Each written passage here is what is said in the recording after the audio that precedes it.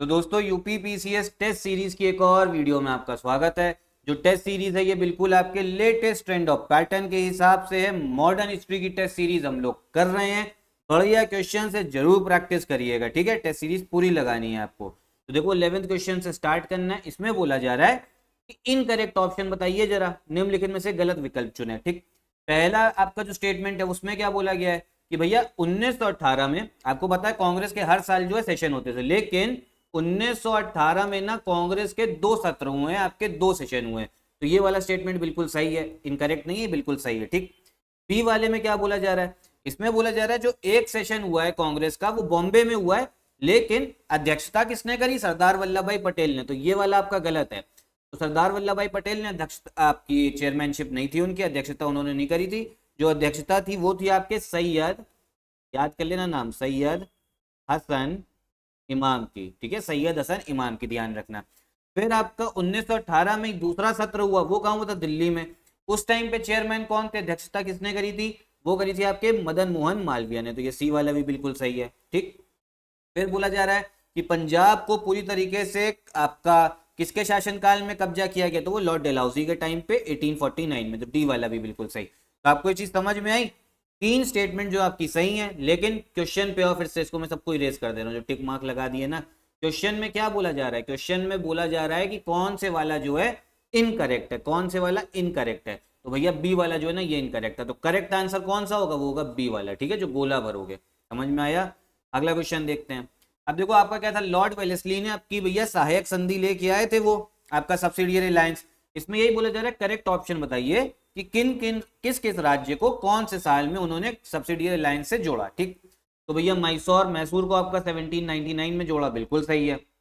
जो आपको तंजौर था इसको भी 1799 में जोड़ा।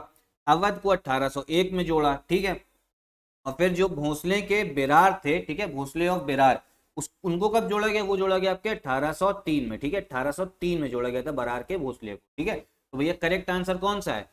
अच्छा, जो जोधपुर वाला है इनको 1804 में नहीं जोड़ा, इनको जोड़ा 1818 में। कब जोड़ा था, 1818 में। तो करेक्ट आंसर कौन सा, 1 2 3 4, कौन सा 1 2 3 4, 1 2 3 4 किस में दिख रहा है, वो सी वाले में दिख रहा है। तो ये आपका करेक्ट आंसर हो जाएगा। ठीक है, अगला क्वेश्चन देखो। इस क्वेश्चन में आपकी बात हो रही है, देखो भैया हुआ क्या था ना आपका 1831 में, चलो बता दे रहे, 1831 में जनजातियों ने अंग्रेजों के खिलाफ में क्या करा था, विद्रोह करा था। ठीक है, कौन कौन सी जनजाति थी उसमें, उसमें जनजाति थी आपकी हो और जो मुंडा जनजाति थी ना, इन्होंने संयुक्त रूप से मतलब जॉइंटली इन्होंने क्या करा था, एक रिवोल्ट करी थी अंग्रेजों के खिलाफ में। तो इस क्वेश्चन में यही बोला जा रहा था कौन से साल में करा था। तो इसका आंसर तो मैं पहले ही बता दिया ना आपको, कब, 1831 में करा है। ठीक है, अगला क्वेश्चन देखो। देखो एकदम नए क्वेश्चन है। जैसे आप देखो 11th वाला कांग्रेस वाला है, आप लोग को क्या पता था, कांग्रेस का सिर्फ एक ही सेशन आप लोग पढ़ते थे, 1918 में भी याद कर लिया होगा मदन मोहन मालवीय का। लेकिन जब आप ये सीरीज लगाओगे ना तो आपको पता लगेगा कि 2 सेशन थे। ठीक है, एक्स्ट्रा फैक्ट आपको जानने को मिलता है, और एग्जाम में ना ऐसे ही क्वेश्चन आते हैं, फिर सोचते हो कि कहाँ से आ गया। अगला क्वेश्चन देखते हैं। अब इसमें भैया आपका वही बताना है, क्रोनोलॉजी में लगाना है। देखो इसमें बात हो रही है इन्फेंट्री। इन्फेंट्री क्या होता है, जो आपके पैदल सैनिक होते हैं ना, जैसे अभी हमारी आर्मी है तो इसको इन्फेंट्री भी बोला जाता है। एयरफोर्स क्या है, वो पैदल नहीं है, वो आपके हवाई जहाज में है। ठीक है, फाइटर जेट में। नेवी आपका भैया उसमें शिप वगैरह में है, फाइटर शिप में होगा। इन्फेंट्री जो पैदल सैनिक होंगे, जो तलवार या बंदूक लेके आपका लड़ाई लड़ते हैं। तो इनमें जो है म्यूटनी हुई, म्यूटनी मतलब विद्रोह, किसके खिलाफ, अंग्रेजों के खिलाफ। बोले जरा कौन कौन सा कब कब हुआ, करेक्ट ऑर्डर बताओ। देखो जो ऑर्डर है ना, सबसे पहले आपकी 34वीं जो इन्फेंट्री थी उन्होंने करा, फिर 22वीं वाले ने, फिर 66, फिर 37। तो करेक्ट ऑर्डर जो है ना वो सही दिया हुआ है, 1 2 3 4, यही जो है इसका करेक्ट ऑर्डर है। इसी हिसाब से जो है आपका रिवोल्ट हुई है। साल भी देख लो, ये हुई है 1844, 1844 में हुई है, ये 1849 में हुआ है, ये 1850 में, तो ये वाला 1852 में। करेक्ट आंसर कौन सा हो जाएगा, डी वाला हो जाएगा। ठीक, अगला क्वेश्चन देखते हैं। इसमें बात हो रही है आपकी सेवा समिति की। देखो सेवा समिति जो थी वो आपकी बनी थी कब, कहाँ बनी है, प्रयागराज में, बिल्कुल सही है।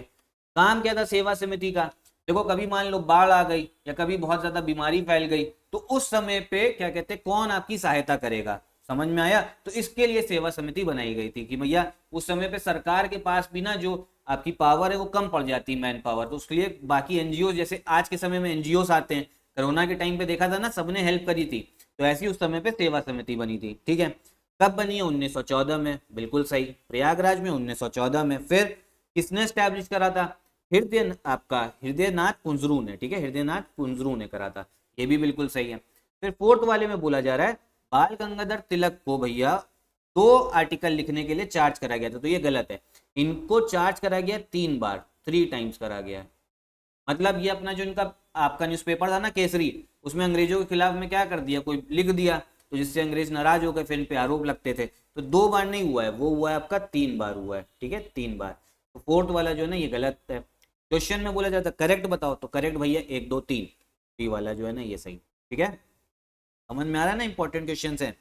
फिर 16 वाला देखो, इसमें बोला जा रहा है इनकरेक्ट बताओ, तो देखो इनकरेक्ट है, इसमें तीनों सही है, तो इनकरेक्ट कौन सा हो जाएगा? डी वाला, ठीक है, बाकी सब सही है। क्या 1781 का जो आपका संशोधन अधिनियम आया था, उसमें ये बोला था जितने भी कलकत्ता के निवासी हैं, रेसिडेंट हैं, वो सब सुप्रीम कोर्ट में जाएंगे, ठीक है, उनको अगर कोई भी उनका मामला होगा, तो ए वाला बिल्कुल सही है।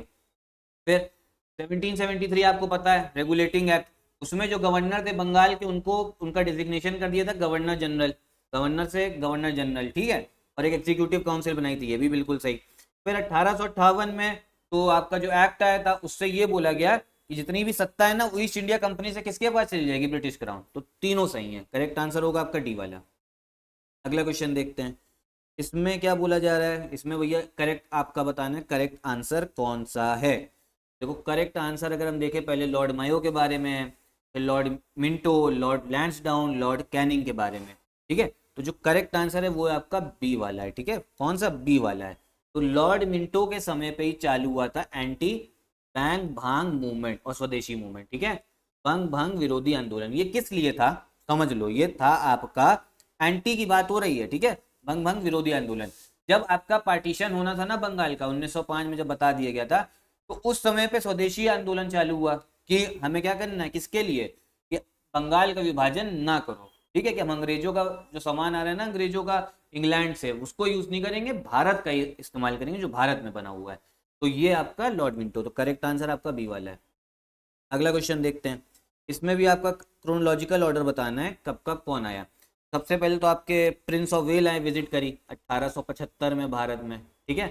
फिर आपका एजुकेशन कमीशन एक बना है, शिक्षा आयोग बना है, ठीक है, किसकी अध्यक्षता में? सर विलियम हंटर, ये बना है आपके 1882 में।